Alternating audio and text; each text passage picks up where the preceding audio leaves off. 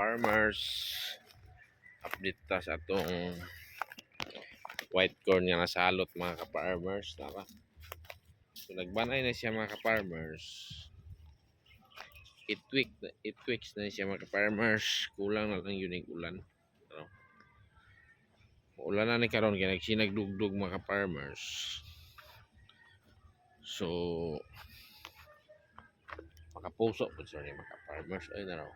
Salot muna sa mga kanding mga farmers po ano may kanding muna update sa mais na doon ka farmers gamay rin mga farmers similya lang ni mga similya tani so, puti na siya mga farmers pinangayo na kung binhian ay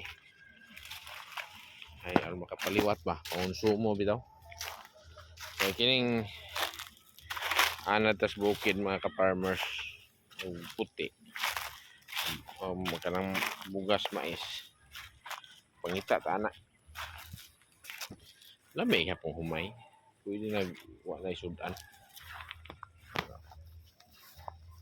mais lamig kaya busok mo kaya walang mais mga ka-farmers busog ba hindi ka dali gutumon na lang so kalois ginoo mga ka-farmers nagbanay na 8 weeks na siya mga ka-farmers nara so dili kayo mayang pagtubo bati mga puso ani so kaya nasalot sa mga kanding sa silingan may pakabana pagbihan na nila so mga ka-farmers more to itong mga video mga ka-farmers pahalag di ta makasapi sa vlog mga ka-farmers basta na atay trabaho makaswildo kaya punta pumili sa mita ta makaswildo ito sa itong trabahoan bye bye mga ka-farmers.